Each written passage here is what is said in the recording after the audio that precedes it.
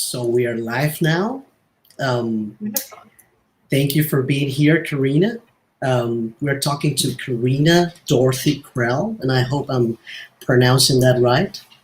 That was absolutely right. That was better than I do sometimes. Carina is a neo-surrealist artist, and she's also an artist working with non-fungible tokens.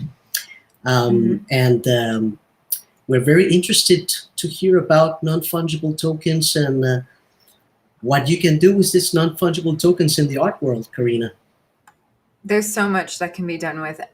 And non-fungible token stands for NFTs. So we'll try to alternate back and forth because people are going to be coming in and out. Yeah. But yes, NFTs is probably what we're going to be referring to just to make it easy. Or NFTs, whichever. Yes, NFTs.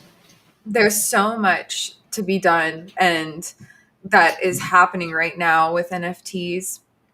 And I'm just in the very beginning of it, but I've already seen great success just in my own self, which is amazing. And we're going to talk about that, but also my friends and the colleagues that I've made during this time.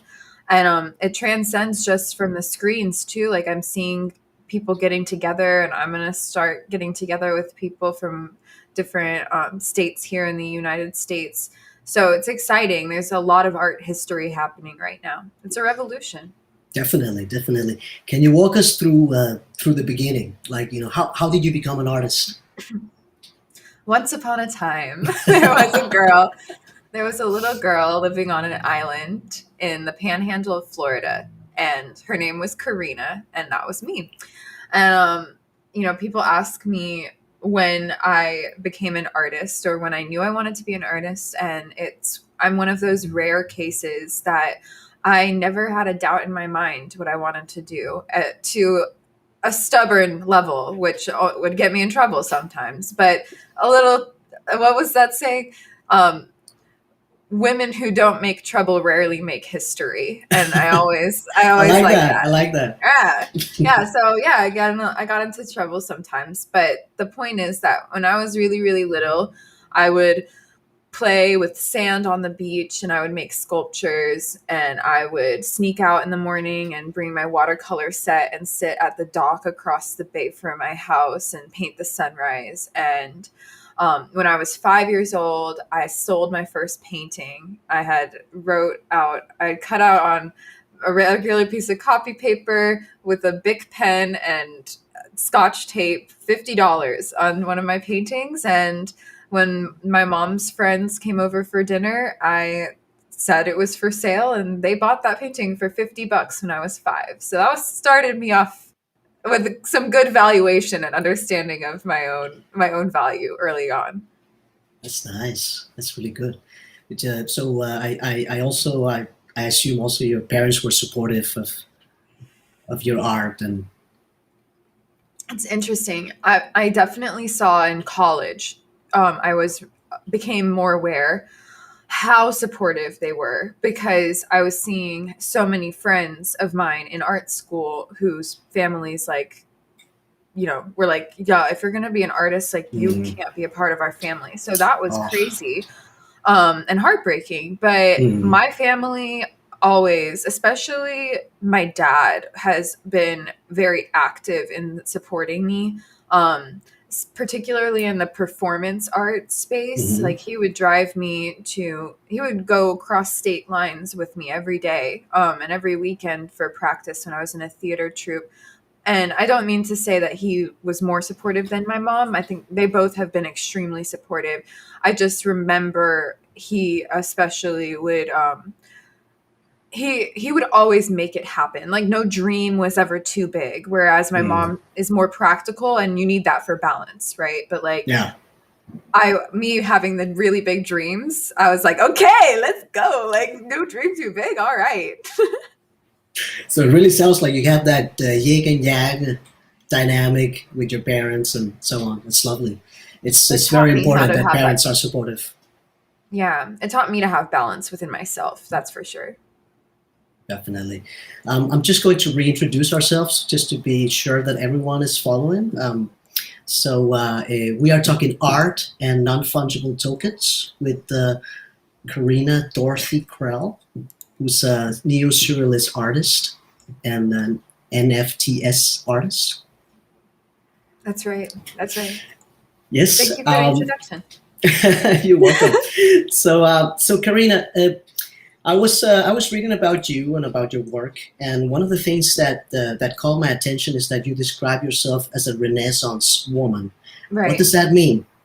Yes, that's right. So I do describe myself as a Renaissance woman, and that means that I do a little bit of everything. That's my made up accent from nowhere.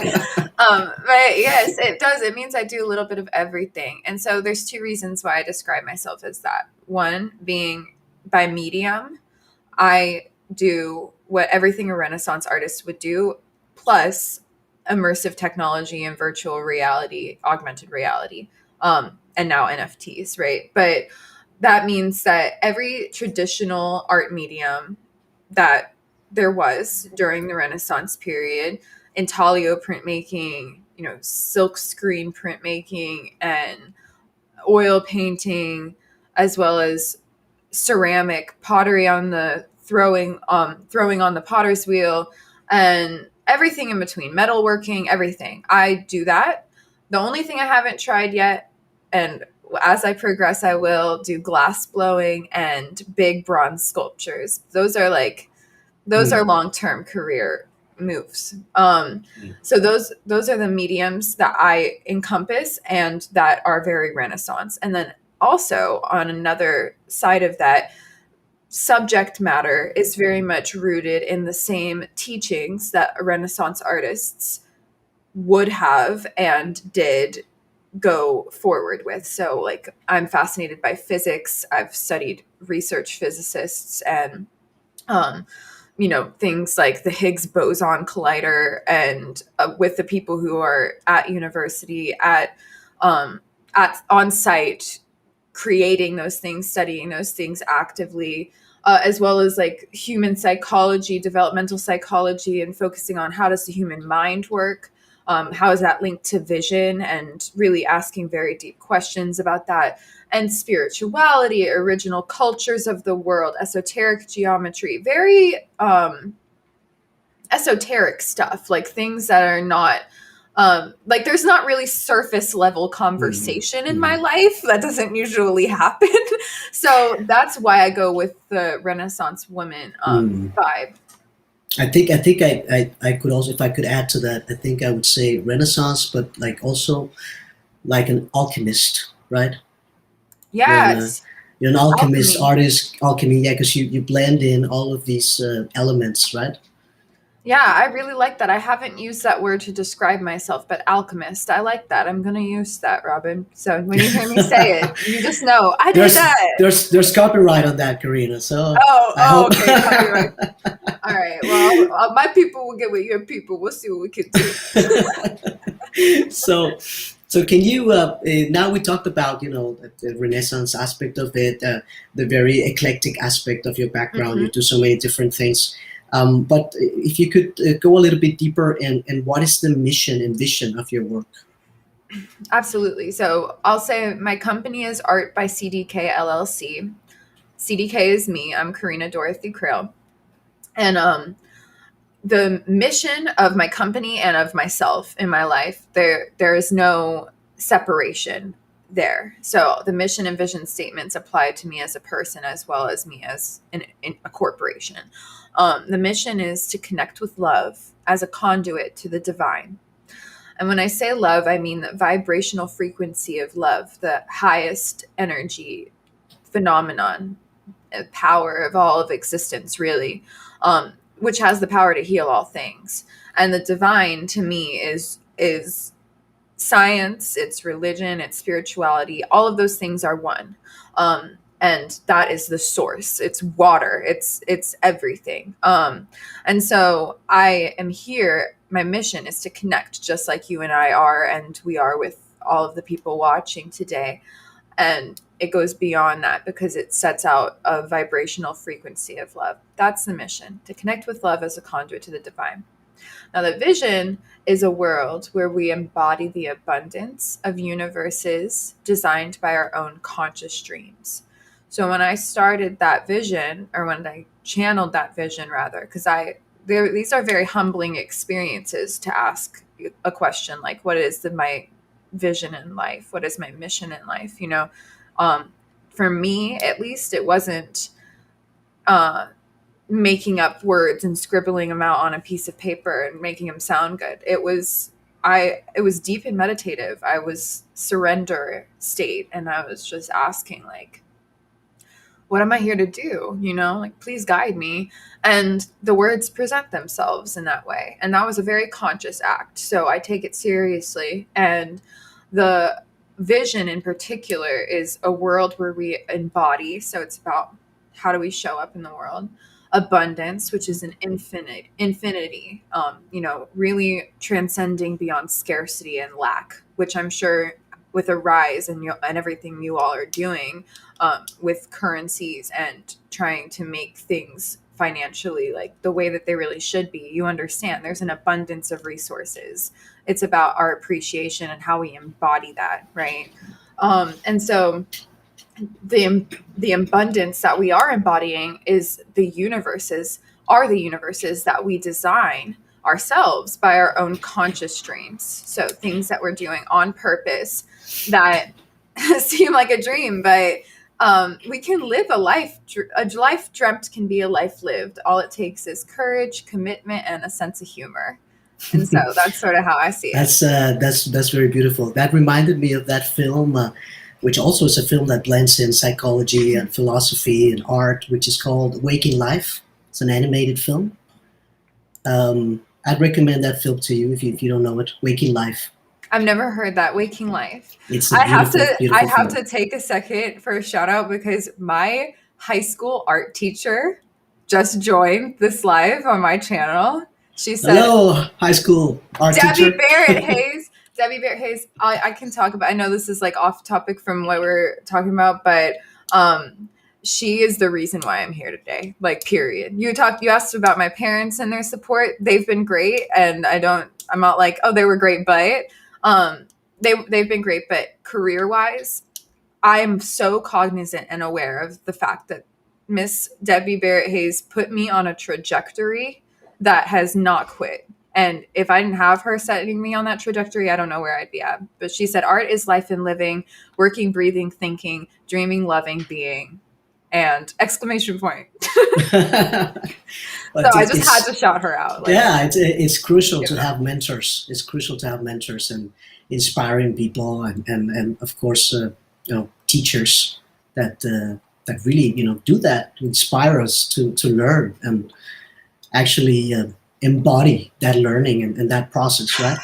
Yeah, and guide you and show you it's possible. Like, I saw so many opportunities for myself come to fruition with her guidance. And I'm talking, she would apply my name for art shows with my art that I didn't even know. And then she would just be like, oh, we're going to Daytona. And I was like, okay. It's cool stuff. So how, I have many friends and a lot of them are artists, actually. And when I talk to them, well, first, when I try to explain them what I do and where I work, when they hear cryptocurrencies, when they hear blockchain, when they hear fintech, alone, or just when they hear neobank, you name it, they all get very, they don't really understand. They get confused and so on. But most particularly artists, to be more specific with what we're talking about here, I tell them about non-fungible tokens. To be honest, I'm still learning about it myself. It's a very new milieu, and they don't get it. They don't get it. Can you explain, as an artist, what non-fungible tokens are? Yeah, I can do that. I can do the best that I can, because I will say, like I told you in our initial conversation, nobody really knows everything about what's going on right now, and so the people who are trying to assert that they do know everything, that's time to be skeptical, I would say, for starters. But from what I understand and how I can explain it, and this is a post that introduced us to one another, I'll explain it the same way. NFTs and non-fungible token, non-fungible assets are completely one of a kind. They are one of one. They're irreplicable. So, for example, a dollar would be an example of a fungible asset. I could go to the bank with this dollar that has red ink on it and ask for a new dollar, and they're going to give me a dollar that's worth a dollar without red ink on it. Now, an NFT is attached to a smart contract, which is completely one of a kind on the blockchain. It's verified and trusted. It's verified first. So, for example, the Mona Lisa, I'll explain first before I explain the verified part. The Mona Lisa would be an example of a non-fungible asset. You can't replace the Mona Lisa. It's made one of a kind. You know, you could take a picture from the internet of the Mona Lisa and download it, but you still don't own the Mona Lisa. You could take a picture in person. You still don't own the Mona Lisa. You could do a complete, you could try to replicate it and paint it yourself, but you don't have Leonardo da Vinci's hand. So it's not the same. And so it's the same idea that that is something that's completely unique. And I use the Mona Lisa as an example, but people get confused still because it's a physical asset, and NFTs don't have to be a physical asset. They can be a digital asset that exists solely on the blockchain. And that's when people are like, I don't get it. And it's like, it's okay. I can give an example of my artwork. So this is a physical asset. This is my book. It's called Thank You, Damn It. It's a book on radical gratitude. And it was my journal that I kept from January 1st of 2020 till today. And I'm getting it audited and published, and it's going to be a physical print book. So this is a physical asset, the original, and I'm going to sell physical assets, the copies of the book. But I also have my pages individually minted as NFTs. And those are digital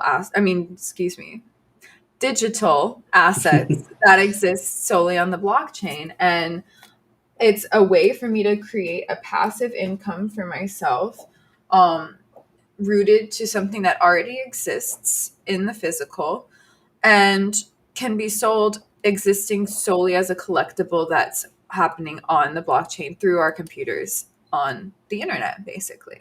So it is confusing, and I know that was a little bit of a windy explanation. But I also will just say that in terms of verified and trusted, this is an important part. And then there's another important aspect, which is the secondary market, which I can touch on too, and helps artists. But the verified and trusted part, I think, is really interesting because there's no longer any speculation.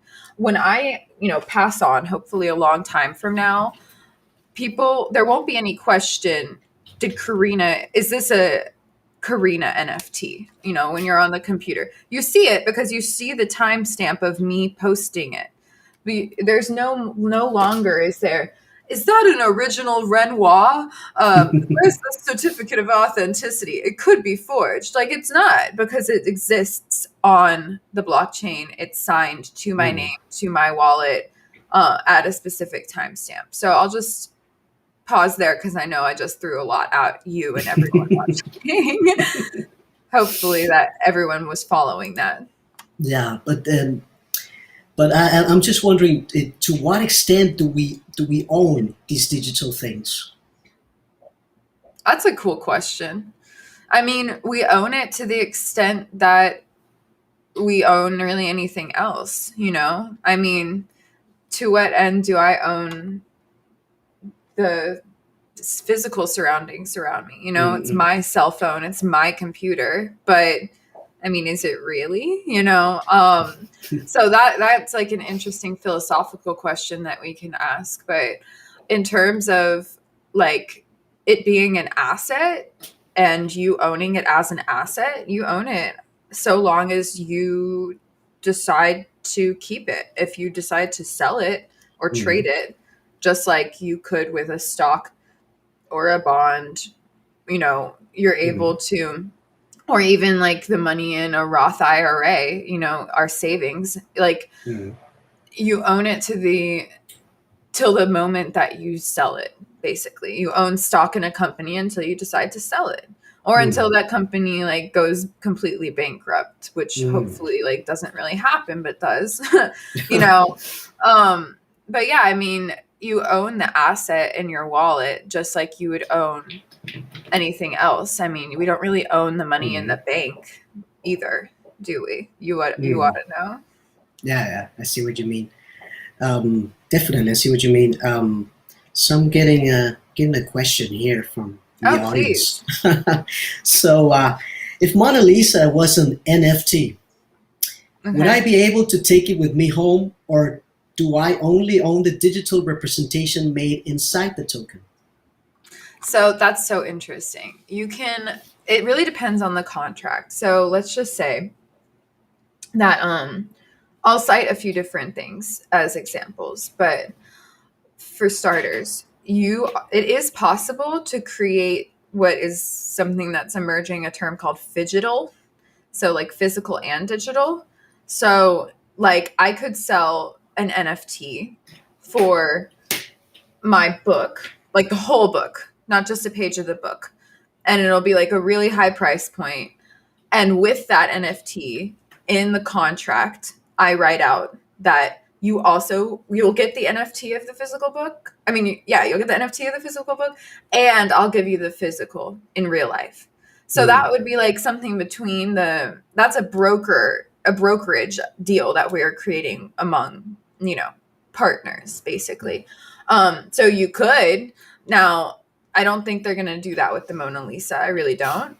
But there are pieces of art that are by other artists like Basquiat, as well as well as Banksy. So there was something that happened a couple of months ago when we were it's so funny how art history happens. It's like I'm really just like perplexed that this is the reality of my life. But like we were hanging out, like a group of us, and then someone who I've befriended over this time in the NFT space comes on the call and was like, his name's Alexander Matse, and he was like, my friend just called. They've got a Banksy. Like, you know, Banksy is a street artist. He's I super know. famous. They've got a Banksy. They're going to burn it. And they're going to turn the ashes into an NFT. What should we do? And I was like, wait, what are we doing? Like, why are we doing this? And people were getting really mad, like even just on the call among us. And then it made, you know, international news. But Yeah. that was like sort of the point. And I was just kind of like, I mean, I get it, but like this seems like sort of frat boy antics. And it sort of was. But at the same time, I also sort of respect their decision to do this because it was, you know, the people who make trouble are the people who make history. And so I respected it even as it was unfolding, even though it's not something I personally would decide to do. But I digress. The point is, they took the original art piece, burned it, filmed the video of it being burned, and then minted its ashes, an image of the ashes and the video itself, on the blockchain and sold that. So they really transferred a physical asset to a digital asset in doing that. And that was the whole point. So it was like, with the question that was asked, you know, the Mona Lisa and the physical and the digital. I know that was a roundabout way, but there's different ways of going about it. And so it is mind boggling because there's not just one way of doing things. And so now there's sort of been a precedent set with the Burn Banksy movement that, you know, we can convert physical assets to the blockchain, and that means destruction to be able to transfer them over. So it's really interesting, but I don't think that's necessarily always the case because I really believe it depends on the asset and it depends on the artist. It depends on the buyer and what's the goal. You know, I do not see anyone burning the Mona Lisa intentionally. That's not something that I see happening at all. But again, strange things happen, especially in this new age. So we'll just see. Hopefully that won't happen. Right. So, so how did you come across non-fungible tokens? How did that happen? Was it somebody who introduced you to it, or was it by pure chance? Or I think it was just divine timing. Like, it's interesting because of what was going on in my life at the time. I we have these moments in life where we really see our own value and where we are tested and are have to take leaps of faith, right? And so one of those moments came for me, and it was like this time in January where I had this commission lined up with this really big sports affiliation brand. Um, in America, there are major leagues and major, organizations for sports. I'll just say, as this wasn't a team, this was one of those big things. And I was working with them on a project, and then it was a third party. I will say I wasn't working directly with this organization. But the third party was like haggling me for the price, wanting me to do twice the work for half the price. And I was already underselling myself. And I didn't know where the next check was going to come from if I didn't do this project. But I was just sort of like, I'm so tired of trying to convince people of my value. Like I already undercut myself here. And so I called them up and respectfully told them, like, I can't do this any longer. Like, I can't undervalue myself anymore. And I ripped up the check without knowing. It was the exact amount for my rent. I didn't know where I was going to get that money from, but I was just like, no more. And so I ripped up the check, and that same day I entered a room in Clubhouse, which I had just joined that week. This was January. And I met some people who are still my friends and have introduced me to the NFT space. And it has absolutely changed my life. So I do believe it's divine timing, because I know that had I taken that project and not taken a step up and stepped into my own value, that I wouldn't have been on Clubhouse talking with my friends about NFTs. I would have been working on the painting and been like too focused to be on social media. So, it was divine timing. I needed that life lesson to be able to step into what now is becoming lucrative for me. that's an amazing story. It's like the universe just made it happen for you. The Literally. universe be doing some stuff. The universe be guiding me. Like, seriously. that's so nice to hear. So would you say that the artist community is embracing non-fungible tokens? Yeah, I think it's interesting because when we use terms like that, it almost makes me laugh. Like, what is the artist community? Because there's so many kinds of people. Yeah, that's true. But I mean, Yeah, like, at large.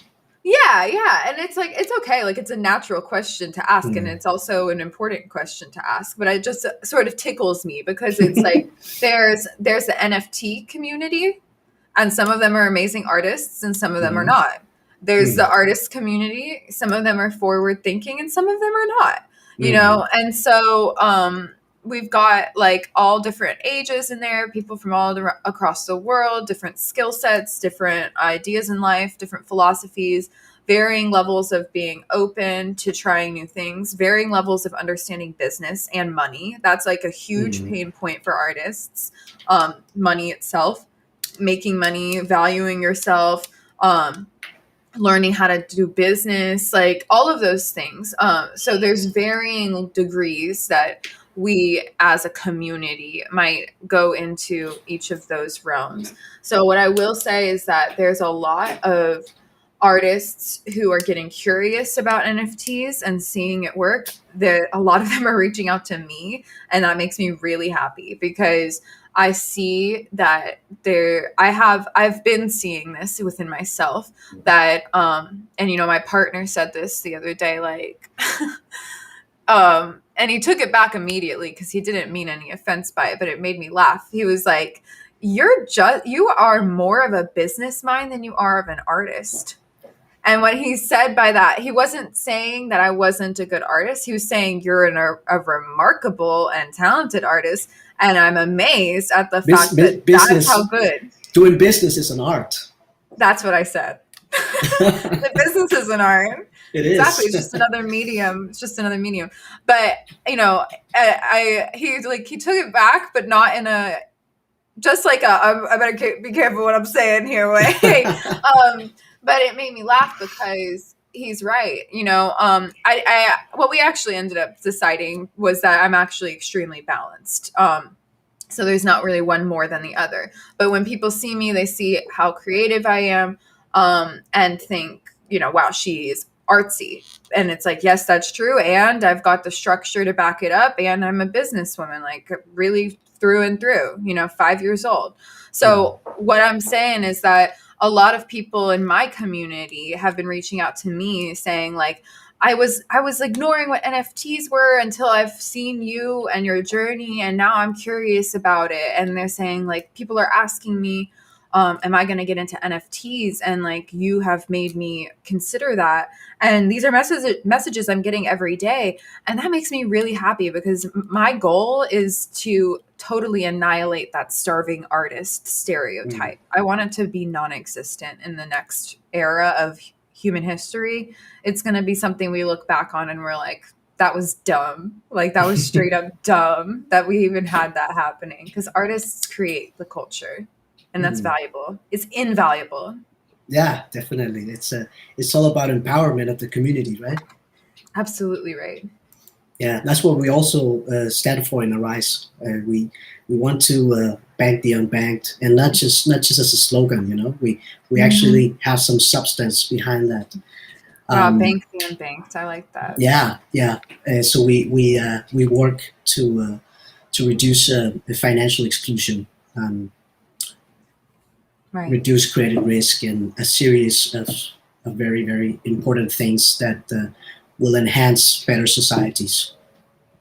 Yeah, and we need that, especially in America. We have a lot of issues around that. You know, people of color, it's very, very hard for them to get a loan. Yeah. You know, there are no black-owned Mm, banks. This is like a mm, real thing, and we talk about, you know, injustices and mm, how we have gotten this far in these levels of hatred, and mm, then you see that like people, if you follow the money, and we don't have to go too deep into it because it is off topic, but if you mm, look at how the amount of time that gets spent and the amount of money that gets reinvested into you know, black owned businesses, yeah. it's amazing how it's frightening how few dollars end up going back into those businesses whenever you know, these are issues that are really, really near and dear to my heart. And we were Yeah. talking about, you know, envisioning a better world and leading to freedom. And these are parts of that. These are foundational pillars of that conversation for sure. So Definitely. Definitely.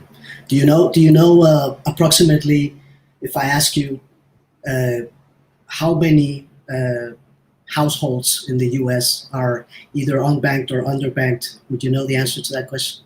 that's such a good question. I don't even want to guess how many households in the US are banked or unbanked. Try Please to tell me. guess. Try to guess. Just give me a number. I don't even know how many households there are in the US, so so I feel like I can't Well, justifiably answer that. it's approximately 7 million. 7 million are Yeah, unbanked. yeah. Unbanked, it's mixed. Unbanked, either unbanked or underbanked. You know, and underbanked just meaning not served properly by their banks, so they have to, you know, get shark loans and pan shops and all sorts of things that are not conducting to a healthy economy. Wow. Yeah.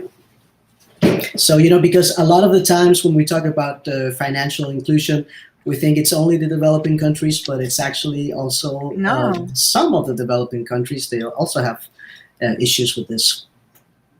Yeah, I mean, America has a lot of issues with this, and we like to Mm, look at, especially Americans, will look at the rest of the world and be like, "Oh, wow, poor countries that have these sad issues, and then it's like, have you looked around? Like, we've got a lot of problems. And I've always been like, we talk about being number one, and our country code is, when you dial a phone number, is number one. And we talk about being the best of, whatever education, freedom. And I'm just like, we need to do some serious auditing. Like, there's definitely room for improvement there, right? Yes, there's always room for improvement, but this is like next level. Definitely. Like, we need some redesigning at this point in time. So that leads me to my other question. So let's say I'm an artist, right? And I've been hearing about this non-fungible token thing, but I don't really know where to start. I don't really know what the pros, what the cons are. Mm-hmm. What advice would you give people who are new in this space and just want to get involved? Yeah, well, if you're an artist getting into this space, I would say educate yourself. This is what I've said to the artists that have reached out to me. Educate yourself, listen, ask questions, educate yourself, take action. Like, that's the order that I would go through. And also, it's not necessarily linear. I think it's just keeping those pillars and moving through, taking action along the way. But it's really important to just listen, to know what questions to ask. And then I will say too that asking a question is taking action. So it's the time to start asking those questions. And if you don't get an answer that you are satisfied with, keep asking. Just maybe go in a different space, or rephrase the question. Be persistent, because there's a lot of freedom to be had in this next era of humanity. We're stepping into our autonomy. We're stepping into sovereignty. And those are very loaded topics, because that's something we've never seen before. So it's time to start asking questions. Definitely. So it's not only about the right answers, but it's also the right questions, right?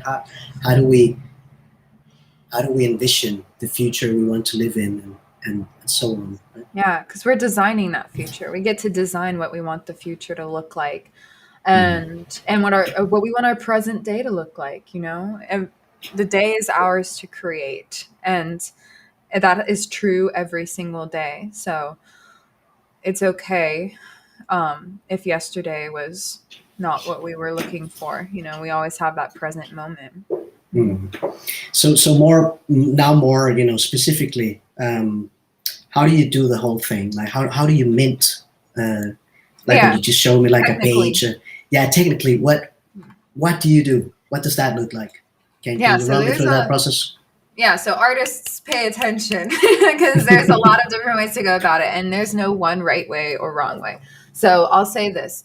There are various platforms that are treated as marketplaces. And the marketplaces are where you can sell artwork, and they're where you can buy artwork.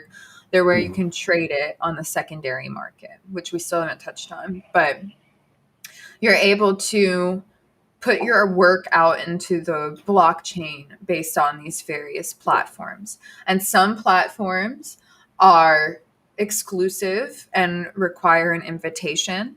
Some platforms are exclusive and you have to apply and be approved. And then other platforms are open for all, along with different exclusivity. And depending on which platform you go to, there's going to be different fees that are attributed to the process. And that looks like what we call gas fees. As well as, I just like sort of equate it to tax. Like you're trying to sell something, and if you own a business and you sell a product, you have to, in America, you have to pay sales tax. It's just part of it. And so that's sort of how I look at it. There are various platforms you can choose to use. for my work, I've chosen to mint on OpenSea. I have a Foundation invite, which is an exclusive platform. I haven't put anything out on Foundation yet. I will, but it'll be the higher ticket items. Unless by the time I decide to do that, the culture has changed, which happens week to week here because it's so fast. But yeah, as it stands today, the exclusivity of Foundation is something I will leverage. It's a 24-hour auction. And once I mint, so minting is like publishing. So once I mint the piece, it'll go out for auction for 24 hours. And I will I'll create a virtual reality world to do that essentially. But for my works, like the Thank You Damn It series and other things that I'm putting out day to day, just that are like more accessible, price wise, I am using OpenSea because you only have to pay a one-time gas fee for a bundle of the ability to mint like a lot of works. So for me, being a prolific artist, like I have hundreds and hundreds of works to put out there. So it just makes sense to work with that. Plus, one last thing I'll say about it, OpenSea itself is an open sea. So anytime you put a fish in the water on the blockchain, no matter if it's Foundation or known origin or rareable or super rare or whatever, it's going to end up on OpenSea anyway, because OpenSea's system is designed where you can see everything that's on the blockchain. So to me, that's just like a no-brainer. People go to OpenSea and look for everything. Does that make sense? I see. So basically, let's say I have an art piece, then I scan it, and then I put it on the blockchain. Or like how do I put it on the blockchain? You know what I mean? Yeah, I do. That's such a good question. So it depends, right? Like what's the artwork? For my pieces of the Thank You Damn It series, I already have them digitized. They exist digitally, so I just upload them. And then you post it like you would be posting anything else, but you attach, it's like you were making a listing on eBay, basically. It's very similar to that. And so, but you can also choose, like on eBay, like, is it a set price? Is it an auction? Is it going to have a countdown? Can people make bids, or is it like fixed, variable or fixed? You can choose. So that's one way, but what makes me really excited is that I'm a virtual reality artist as well. So I work in Oculus Rift. I paint in Tilt Brush in 360, and I create entire universes designed by my unconscious dreams that I, create. And so what's exciting to me is that never before has there ever been a place that people can experience that and just purchase it. Like, this is the first time in history for VR specifically that I'm able to put my work out and have it seen so easily. There are ways in the past that we've been able to do that, but it's really interesting because this coming month in June, the only other place on the internet that I've known of that you can socially share virtual reality was shutting down. Like, they've been planning to shut down since last year. And I was just sort of like, what are we going to do when Polly disappears? Like, how are we going to share our work with people? And so now I can mint them as an NFT, and it's not just something you can see, but you can actually buy it outright when you see it, because it's a marketplace. So it's like things are evolving very fast. Well, it's going to have to take a look into that. It's really a universe inside of universe, right? That's why it's called a metaverse. Yeah, exactly. Metaverse. It's very meta. Like, the whole thing is sort of like, you have to be like people are just sort of like definitely. Like, another thing that I'm curious about is that I would like to get your take on, like, what is it like to navigate this space as a female artist? As a female artist. Yeah. It can be really challenging. I'm not going to lie.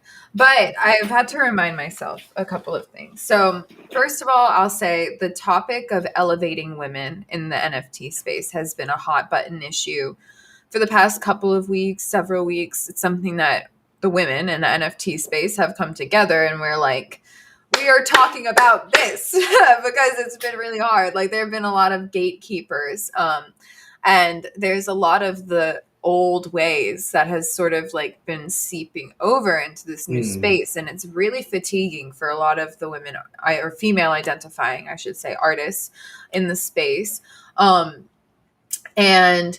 it can be fatiguing. But I'm just trying to remind myself that I really do believe that I believe in meritocracy. I believe that we have the ability for meritocracy, I should say, and that those who like create the best work and who are the most talented and who have the strongest voice and have the strongest way of speaking and resonating with people, they're going to excel, and that it doesn't matter, or it does matter, our identity and who we are, you know, the fact that I am a woman, it matters. Like, it does.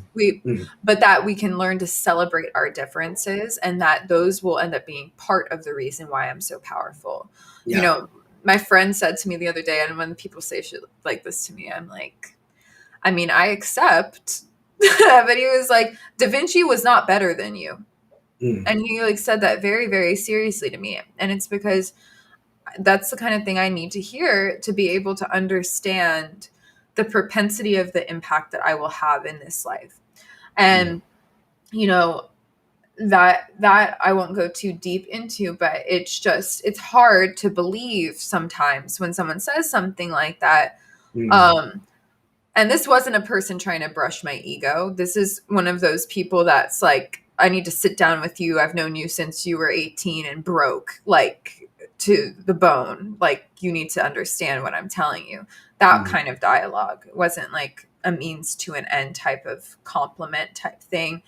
Yeah. But the point of what I'm saying is that it's harder to believe those things about yourself when it feels like there are so many limitations based on your phenotype in life, your physical identity. Appearance. And so, right. And so being a woman and being a person of color in the space, not that I am, but this is things I've heard from my peers, there have been a lot of challenges. And so that's something, and I mean, it just comes with the nature of like being a person like that, which sucks, but it's just the way it is. And we are seeing it sort of seep over it. But what I will say is that I was having a conversation and we were talking about, you know, because the theme that we've been saying is elevating women in the NFT space. And we sat down, we made a list with some male allies and with, you know, just us as an organization or an organized group of women. Like, what are things people can do to elevate women in the NFT space? Number one, buy her piece. Number two, say, you know, quote her, like say that she said this thing, like, you know, ask her questions, like things like that. And there's one movement that a friend of mine has been doing. His name is Warhodl, and he's like the today's Andy Warhol. And, you know, he makes the soup cans and he puts them out and stuff. And he's really dope. Like, he's a friend. And he created a series that he has done, and it's called Let Her Speak. And he's got these cans that say Let Her Speak on them. And I haven't talked to him about this, but I also think this is an interesting phenomenon too, that it's like, you know, let someone speak, to elevate someone. It's like we're doing it for the people. Like, it's not, again, this is nothing even just specifically him. This is something I've been reflecting on that's like interesting to me, because I had the realization that I don't need to be elevated by somebody else. I am elevated. Like, It's a very weird thing that I'm personally processing. So this is a very raw moment, and I mean it in the most love as possible. So I'm just hoping that conveys.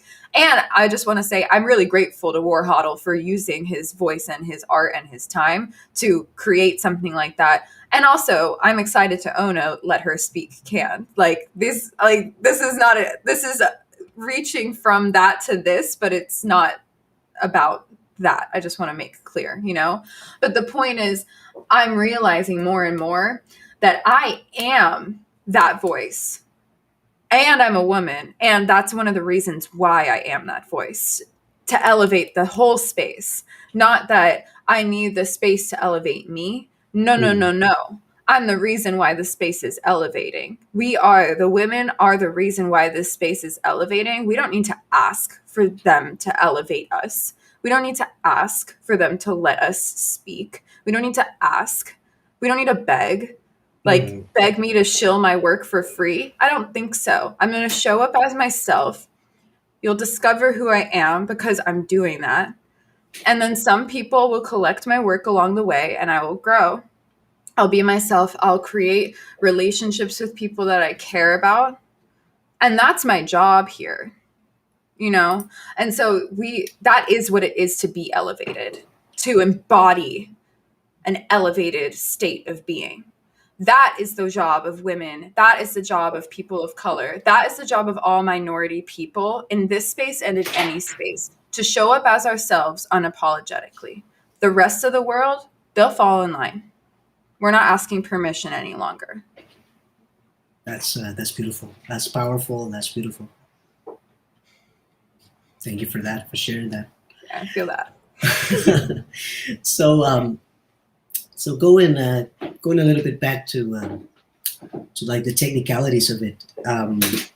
I guess you also have to have a Metamask to, for example, when you are going to mint on OpenSea, you also have to have a Metamask, right? Because that's how you get Let's definitely talk about the technicalities. So yes, I have a Metamask wallet. There are different kinds of wallets that you can have.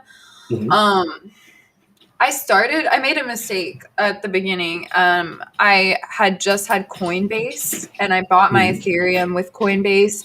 And then I tried to mint on a platform called Rarible, and I was charged double gas fee. So I was taxed twice basically. Wow. And the work never showed up on OpenSea. It never ended up going out there, and I still don't super understand why, but I do know that I'm pretty sure at least at the time, and I don't know if this is the case at this point because this was months ago, but the Coinbase wallet was not compatible with minting NFTs. It was compatible with buying Ethereum, but not the NFTs in particular. So what I ended up doing was I transferred that money to a MetaMask wallet, which is compatible. And then I was able to, create the work and mint it through MetaMask. So MetaMask is a kind of wallet. And yes, you need that or another kind of wallet. I don't honestly know. I just have the one that I have, and I know of others, but I don't know an equally reliable one at this point in time. All right. Yeah, I'm also a MetaMask fan, so that's why I asked. Yeah. Yeah, team MetaMask or whatever. So where if anybody's interested, actually you just sold 2 pieces. Can you tell me a little bit about that? Yes, I sold my first 2 NFTs, and it was really cool. And that's what gave me the clarity to be able to say what I had said in the question before last, because I understand now that the people who have been reaching out to me interested in my art are, as collectors, they are interested in me as a person. So the process of me selling those pieces looked like every single day I've been challenging myself to mint 3 NFTs as a part of my collection, because I have a whole book that I'm putting out. And I just have been showing up on Twitter and all of my other social media channels as myself. And the phenomenon of shilling, it's called shilling. You market yourself, basically. on Twitter in particular is where the culture for NFTs is happening. On Twitter. Yeah. That's interesting. Big. That's very interesting. I wouldn't expect it was on Twitter.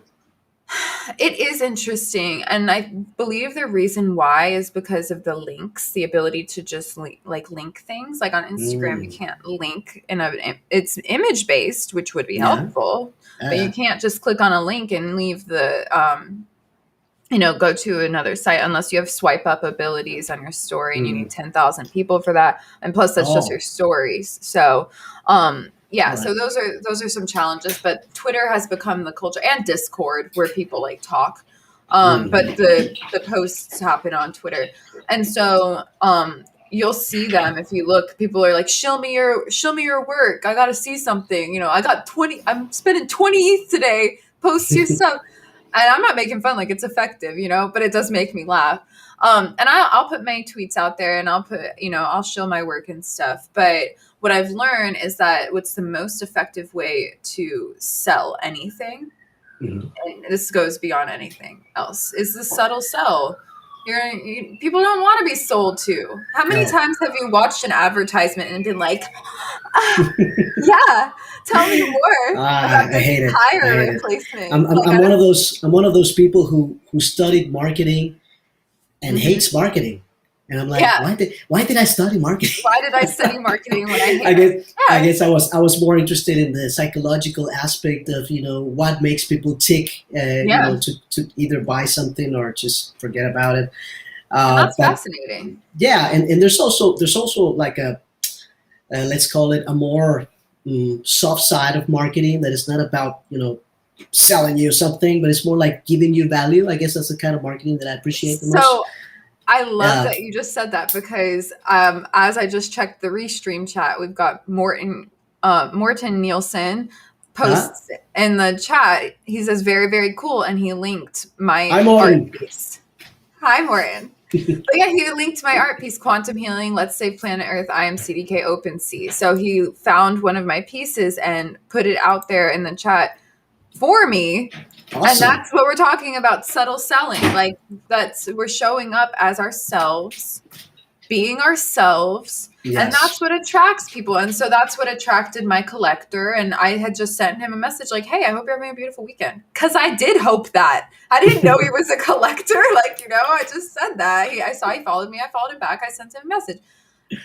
He said, that your DM led me to your page, and he saw I'm a dancer. So he saw my performance videos, and then he clicked on my OpenSea and was like, holy crap. Like I want to buy it. He bought two outright from me. And this is something I remember my friend in the space who's on Super Rare, and he was one of the first artists like making it big. His name is Baka, Baka Arts. And he had tweeted a while ago, like, don't show me your work. Like, I want to discover it myself. And like, that is so cool to me. Like, yeah, that is true. Like, you don't want to, like, don't come at me like, buy this, like desperate, like literally just like, I want to discover it on my own, like allow it to be, this like romantic experience. Like that's I think in my opinion, I think good art has to master seduction. It has to be seduction, right? Wow, I love that. Good art masters seduction. I'm right. You got me writing shit down. I'm like, okay. There's also copyright on that, Carina. I'll mint it. We can. We'll split the benefits there. You're so funny. You're like, like, oh man, me. I need that. I really respect that. Like, good art masters seduction. This is something I'm learning, as a performer, especially. Yeah, for me, it's really about channeling like goddess energy. I'm still learning how to do that effectively.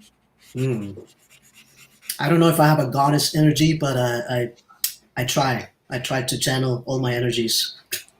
I can see it. I think you've got some divine feminine going on. That's true. Men especially like are awakening to this truth. We all embody feminine and That's masculine. nice.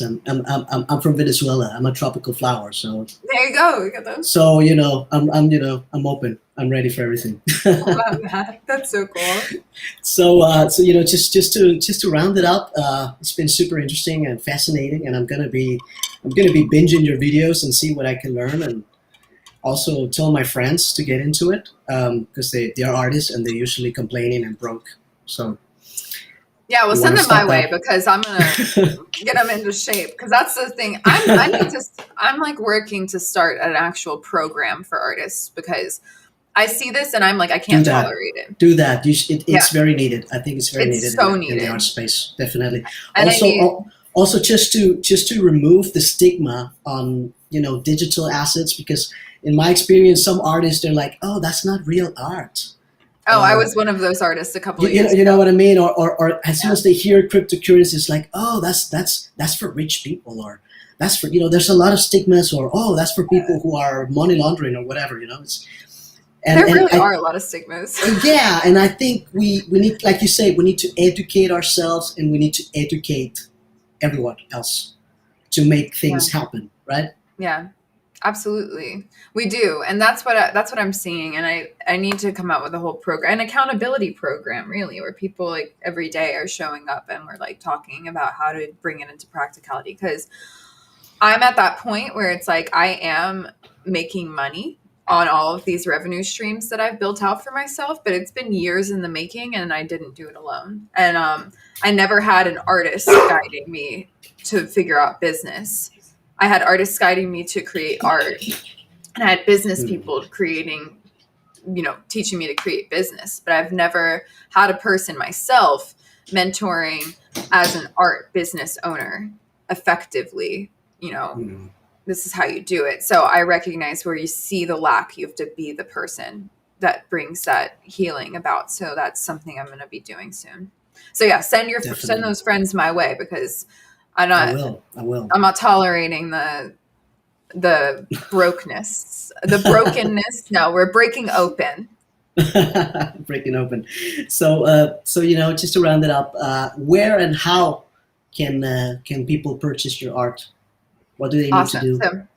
So if you're looking for merchandise, I've got a line of clothing and things like beach towels, masks, and stuff like Hmm. that with my art on it. You can go to carinakrehl.com/shop.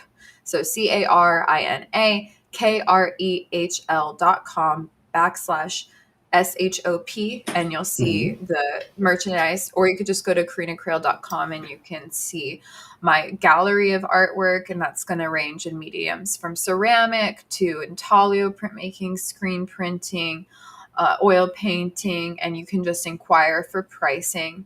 Hmm. As well as you'll get linked to my OpenSea, which you could also, if you're interested in collecting digital assets from me, you could just Hmm. go directly to OpenSea, search my name, or you can go to any of my social media profiles and you'll see the bio has the link to my OpenSea. You will find all of the artwork that is available for collection today, and the collections are growing for a limited time. Lovely. So everyone heard it. Should go out and check Carina. Yes. And I'm so grateful for yeah, you. I'm so happy that we had this talk, this conversation here on LinkedIn Live, and I hope that everyone has had some value out of this conversation. And I'm looking forward to speaking to you again. I hope it's not the last time. No, it won't be the last time at all. I also want to say thank you to Lisa Antoinette, who's been like such a rock star and supporter. She's been in the chat on your live. And I just want to Thank you, say thank Lisa. you. Thank you, Thank you for your Lisa. And support. thank you, Robin. And thank Jody for me for being so helpful on the back end. And I I really will. am looking forward to connecting with your team and learning more about ARYZE and seeing how I can support you all, because I really, really care about the mission and want to be able to be an active role in helping heal around money in the future, because it's something we really, really need. You should really check us out because I believe that we are very aligned. in our visions Yeah. and missions, just in a different kind of way, of course. But we are definitely very aligned. So cool. All right. Well, I'll talk to you Well, soon, Robin. you too. Bye. Bye, everybody.